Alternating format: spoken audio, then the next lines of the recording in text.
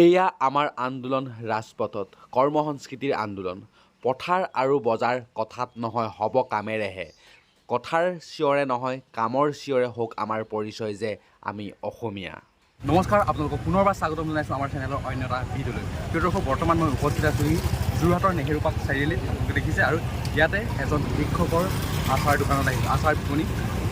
তেওঁ সমান্তৰালভাৱে শিক্ষকৰ লগতে আচাৰ এখন বিপণী কৰি মানে কি আচাৰ খুৱাই আছে সমগ্ৰ যোৰহাটবাসীৰ লগতে গোলাঘাট গুৱাহাটী সকলোতে তেওঁ আচাৰ যায়। শিক্ষকতাৰ লগতে সমান্তৰালভাৱে তেওঁ কেনেদৰে আচাৰ বিপণীখন চলাই আছে তেওঁলোকৰ আজি সকলোবোৰ জানিম। এয়া আচলতে আমাৰ কৰ্মসংস্কৃতি আন্দোলনৰ আজি ভাস্কৰাৰ ৪৫টা দিন আৰু ভাস্কৰাৰ লগত এতিয়া কথা পাতিম। ভাস্কৰা এয়া আচাৰ বিপণী, আচাৰ বিপণীলৈ আমি যাম। এয়া ভাস্কৰা, তেওঁ এজন গণিতৰ শিক্ষক। শিক্ষকতাৰ লগতে সমান্তৰালভাৱে তেওঁ এই আচাৰ বিপণীখিনি চলাই আছে। আজি কৰ্মসংস্কৃতি আন্দোলনৰ ৪৫টা দিন নহয়, ৪৫ ভাস্কৰাই আচাৰ বিপণীখনৰ বিষয়ে ক'ব। আচলতে কোৱা হয় কি হয়, অসমীয়া মানুহে কাম নকৰে বুলি কয়, কথা এষাৰ আছে। আৰু পথাৰ আমাৰ বজাৰ আমাৰ বুলি শ্লোগান আছে। এয়া কিন্তু ভাস্কৰাই কৰ্মই কৰিছে আৰু অসমীয়া মানুহে কেনেদৰে কৰ্ম কৰি আছে জানি আপোনালোকে দেখিছেই। এখন ব্যক্তিগত শিক্ষানুষ্ঠানত শিক্ষকতা কৰাৰ লগতে সমান্তৰালভাৱে এই আচাৰ বিপণীখন চলাই আছে। ভাস্কৰা, আপোনাৰ আজি ৪৫টা দিন হ'ল। হয়, শিক্ষকতাৰ লগতে সমান্তৰালভাৱে কিদৰে চলাই আছে আচাৰ বিপণীখন? এইটো চলাই আছোঁ। প্ৰথম মই জিন্তু তোমাক ধন্যবাদ জনাইছোঁ অহাৰ বাবে। আৰু ৰাইজক কওঁ, জিন্তু মোৰ নিজৰ ভাই নিচিনা, বহুত বছৰ চিনাকি। আৰু জিন্তু বিয়াত ভাল কাম কৰি আছে, কিছুমান ভাল ভাল কণ্টেণ্ট লৈ ভিডিঅ' বনাই আছে। তাৰ কাৰণে আমি বিয়াতে সুখী আৰু তাৰ বাবে ধন্যবাদ শুভেচ্ছা সকলো দিছোঁ। আৰু আজি জিন্তু আহি ইয়াত উপস্থিত হৈছে, মোৰ বিয়াত ভাল লাগিছে। চলি আছে আন্দোলনটো এতিয়া আমাৰ তৃতীয় পৰ্যায়, আজি ৪৫ নম্বৰ দিন আৰু সুচাৰুৰূপে চলি আছে। তাৰ বাবে আচলতে আমি যোৰহাটবাসী ৰাইজক আৰু তথা অসমবাসী ৰাইজকে আচলতে ধন্যবাদ দিব লাগিব, কাৰণ তেওঁলোকে আজি উৎসাহ দি আছে, আমাৰ পৰা আচাৰ লৈ আছে। সেইটো কাৰণে আমি আজি ৪৫টা দিন অতিক্ৰম কৰিব পাৰিছোঁ তৃতীয় পৰ্যায়ত। আমাৰ লক্ষ্য ৫০ দিন, এইবাৰ তৃতীয় পৰ্যায়। অতি সোনকালে আমাৰ বতৰে বাধা বিঘিনি নিদিলে ৫০ দিন সম্পূৰ্ণ কৰিম। আৰু যিহেতু আমাৰ এই কৰ্মসংস্কৃতি আন্দোলনখন আমি গোটেই অসমতে গঢ়ি তোলা এটা চিন্তা চৰ্চা কৰি আছোঁ। বৰ্তমানলৈকে আমি 4খন ডিষ্ট্ৰিক্ট এতিয়ালৈকে কভাৰ কৰিছোঁ: যোৰহাট, মাজুলী, শিৱসাগৰ আৰু গোলাঘাট। আৰু তাৰ লাহে লাহে আমি আৰু কৰি যাম। বৰ্তমান মানে আমাৰ কৰ্মসংস্কৃতি আন্দোলনত কবিতা আচাৰে নহয়, মুনলাইট আছে আৰু এনেকৈ বহুত ল'ৰা এতিয়া গোট খাইছে, যুৱ সমাজৰ যিবোৰ ল'ৰা আছে। আৰু এই দেখুৱাম মোৰ ভাইকেইজনো আছে, সিহঁতো শিক্ষকেই হয়, এজনো এজন শিক্ষক। আৰু মোৰ বন্ধুসকলো আছে, আহে, সকলো উৎসাহ দিয়ে আৰু এনেকৈ চলি আছে, চলাই যাম বুলি ভাবিছোঁ। বাকী ছবিতা আচাৰ প্ৰস্তুত আপুনি নিজে কৰে? ইয়াৰ সকলোখিনি মই কৰোঁ আৰু মোক বিজয়হঁতে অলপ সহায় কৰি দিয়ে মাজে সময়ে। কাৰণ আৰু ভাস্কৰাই কথা এষাৰ কৈ থাকে, কি কয় মানে শ্লোগান এটা আছে, আপুনি হয়তো জানে, পথাৰ আমাৰ বজাৰ আমাৰ। এই কেৱল কথাৰে নহয় আচলতে কামাই হ'ব লাগে। শ্লোগানটো আচলতে এইখনত মই কথাকেইটা লিখা বহুত মানে কথা আছে। যেতিয়া এটা সময় আছিল, মানে কিছুমান কথা আমি অসমীয়া বৰ্তমান যুৱ সমাজৰ যদিও কিছুমান কথা আমি বিৰোধ কৰোঁ, যিখিনি সকলোৱে ছাপোৰ্ট কৰে, আচলতে ডাঙৰ মানুহৰ পৰা সৰুৰ পৰা সকলোৱে ছাপোৰ্ট কৰে, কিন্তু তাৰ মাজতে দুই এজন আছে যি বিৰোধে কৰে, কিন্তু তাৰ কাৰণে একো কাম এটা মানে হাতত লোৱা দেখা নাযায়। কিন্তু ভাবিলোঁ যে যেতিয়া আমাৰ খুব চিঞৰ-বাখৰ হৈ থাকে, আন্দোলনটো হৈ থাকে ৰাজপথত, দল সংগঠনৰ পৰা ধৰি সকলোৱে অকল আমাৰ ৰাজপথটোৱে লৈ লয় আন্দোলন কৰিবলৈ। আৰু আন্দোলনটোৰ মূল মন্তব্য এইটোৱে থাকে যে আমাৰ অসমত অসমীয়াগিৰি চলিব লাগে আৰু বাহিৰাগতৰ হাতত অসমখন যাব নালাগে। কিন্তু শ্লোগানে বা আমাৰ অসম বন্ধ দি ৰাজপথ আমি আবদ্ধ কৰি ৰাখিলে আচলতে আমাৰ নিজৰ মানুহখিনি ক্ষতিগ্ৰস্ত হয়। যিখিনি আমাৰ নিজৰ ভাই ভনীসকল থাকে, ব্যৱসায় কৰি থাকে, সাধাৰণ যে পাচলি বিকি থাকে, মেজিক চলাব, ৰিক্সা চলাব বা এনেকুৱা বিভিন্ন কামত নিয়োজিত হৈ থাকে। কিন্তু আমাৰ যেতিয়া এটা আন্দোলন আৰম্ভ হৈ যায়, কেতিয়াবাতো বহুত দিনলৈকে হৈ যায়, তেতিয়া সেই মানুহখিনি বহুত ক্ষতিগ্ৰস্ত হয়। কিন্তু তাৰ বাবে লাভালাভ মানে সেই সংগঠনবোৰৰ মূল নেতাসকলৰহে হোৱা দেখা যায়। কিন্তু সেইটো হ'লেতো নহ'ব। সেইটো কাৰণে আমি ভাবিলোঁ যে আন্দোলন আমিও কৰোঁ, ৰাজপথত কৰোঁ, খালি কথাৰে নহয় কামেৰে কৰোঁ। যে বজাৰখন আৰু পথাৰখন আমি যেতিয়ালৈকে ল'ব নোৱাৰোঁ, পথাৰে চিঞৰ কৰি লাভ নাই।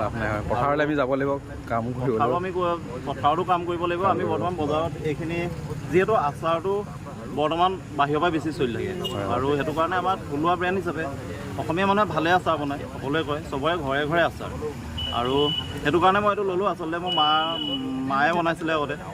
আৰু আপোনাৰ মা নামতে ৰাখিছে নেকি? নহয় জানো? মোৰ মা নামতে ৰখা হৈছে, কাৰণ মা এতিয়া বৰ্তমান নাই বাৰু। যোৰহাটত এতিয়া বেছি সংখ্যক লোকে সবিতা আচাৰ বুলি ক'লে চিনি পায়ে। চিনি পায়, বহুত মানুহ আহি থাকে, ভাল লাগে। আপোনাৰ ইয়াৰ লগত আৰু মই বাকী কিছুমান দোকানত বিপণীটো দেখিছোঁ মানে সবিতা আচাৰটো। এতিয়া বৰ্তমান কিছুমান দোকানত দিয়া হৈছে, লাহে লাহে আৰু দিন মানে শিক্ষকতাৰ লগতো আমি জড়িত, সেইটো কাৰণে উত্তৰভাৱে অনবৰতে এইটোতে আমি জড়িত হৈ থকা নাই। কাৰণ এতিয়া আপুনি ক'ত কৰি আছে শিক্ষকতা? এতিয়া মই কৰি আছোঁ ব্ৰিলিয়েঞ্চ একাডেমি যোৰহাটত হাই ছেকেণ্ডেৰী কৰি আছোঁ, আৰু মোৰ নিজৰ কোচিং চেণ্টাৰো আছে নেহেৰু পাৰ্কত যজ্ঞ মন্দিৰৰ সন্মুখত গণিত কেন্দ্ৰ বুলি। আৰু আপোনাৰ আচাৰ বিপণীখনৰ মানে সম্পূৰ্ণ ঠিকনাটো কৰিব দেই। আচাৰ আমাৰ ঠিকনাটো হৈছে আমি দেওবাৰে বহোঁ 4 বজাৰ পৰা ৰাতি 10 বজালৈকে নেহেৰু পাৰ্ক চাৰিআলি ত্ৰিবেণী ক্লাবৰ কাষতে বহোঁ, নাইবা আমি যদি চাওঁ আমাৰ যিটো যজ্ঞ মন্দিৰ আছে, যজ্ঞ মন্দিৰৰ মানুহে যজ্ঞ মন্দিৰ বুলি ক'লে আচলতে চিনি পায় বেছিকৈ। যজ্ঞ মন্দিৰৰ ওচৰত যিটো চাৰিআলি তাতে আমি বহোঁ, ত্ৰিবেণী ক্লাবৰ সন্মুখতে বহোঁ বা কাষতো বুলি ধৰিব পাৰে। আৰু ভাস্কৰ দাই ঘৰুৱাভাৱে নিজে প্ৰস্তুত কৰা আচাৰবোৰ আমি দেখাম, কি কি আচাৰ আছে আচাৰবোৰ কৰিব দেই, কি কি আছে আচাৰ। আমাৰ একদম স্পেচিয়েল মানে বেলেগত নোপোৱা আছে মাংস, তাৰপাছত মাংসটো চাম দেখোনটো। মাংস আচাৰ আছে, এইটো দেখিছে মাংস পেকেটো পোৱা যায়, এনেকুৱা পোৱা যায়। তাৰপাছত মাছৰ আচাৰ এটা, আচলতে মাছৰ আমি 3-4 দিনমান বনাওঁ, বৰ্তমান এবিধে আছে। এইটো সৰু মাছ ন? এইটো সৰু মাছ। আপুনি ৰৌ মাছো বনাই বুলি শুনিছোঁ? ৰৌ মাছো আছিলে, বৰ্তমান আমাৰ শেষ হ'ল। আৰু শুকান মিছা মাছৰো বনোৱা হয়। কঁঠালৰ আচাৰ দেখাম। কঁঠালৰ আছে, মোৰ এইটো প্ৰিয় হয় মানে কঁঠালৰ আচাৰ। এইটো জলফাই, এইটো জলফাই, এইটো কঁঠাল।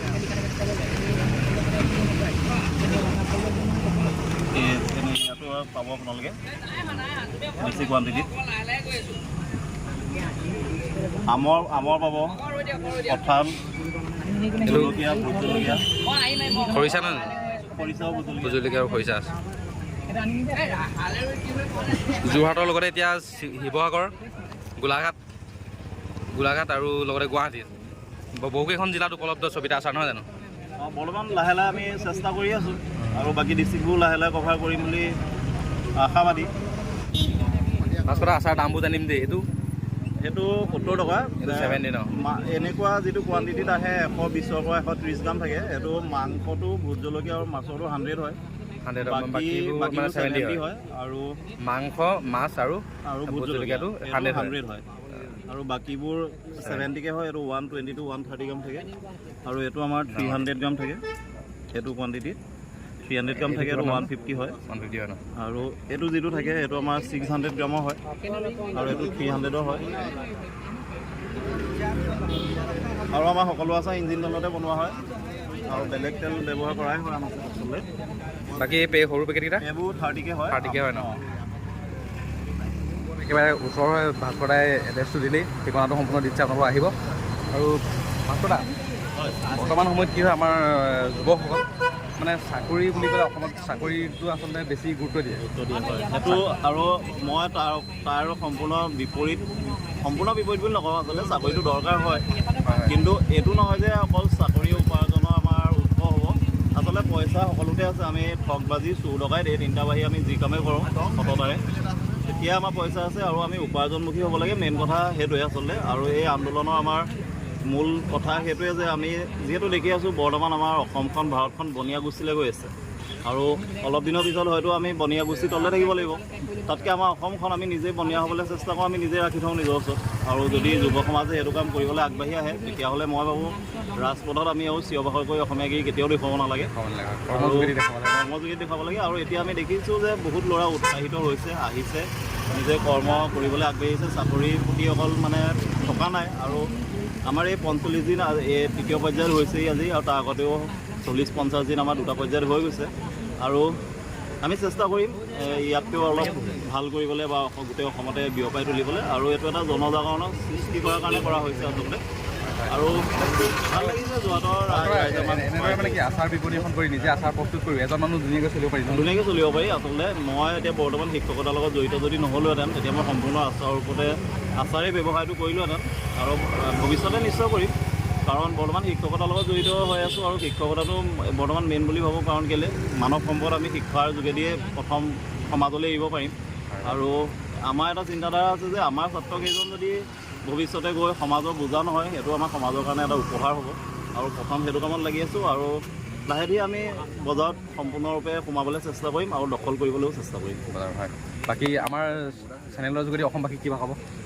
অসমবাসী ৰাইজক আৰু তথা যোৰহাটবাসী ৰাইজক মই ধন্যবাদ জনাইছোঁ। আৰু এই জিনটোৰ মোৰ ভায়ে হয় জিনটো, আৰু তাৰ চেনেলৰ যোগেদি ৰাইজক ধন্যবাদো জনাইছোঁ। আৰু আপোনালোকেও যদি কোনোবা ল'ৰা ছোৱালী এনেকুৱা দেখে যে কৰ্মৰ কাৰণে কাম কৰিবলৈ বিচাৰি আছে কিন্তু তেওঁলোকে উৎসটো পোৱা নাই বা ফাইনেন্সিয়েল কিবা প্ৰব্লেম হৈ আছে, আপোনালোকে সহায় কৰিব। অসমৰ যুৱক যুৱতীসকলক উৎসাহিত কৰিব। সময় আহিলে আচলতে সকলোৱে মনোভাৱটো যে আছে চৰকাৰী চাকৰি হ'লেই আচলতে সকলো হৈ যাব, সেইটো মনোভাৱ আমি সকলোৱে মিলি পেলাই ভঙাব পাৰিম। আৰু যেতিয়া বজাৰখন আৰু পথাৰখন আমাৰ দখলত থাকিব তেতিয়া আমি বেলেগৰ তলত থাকিব নালাগে বা অসমীয়াকে আমি চিঞৰ বাখৰ কৰিবলৈও দৰকাৰ নহ'ব।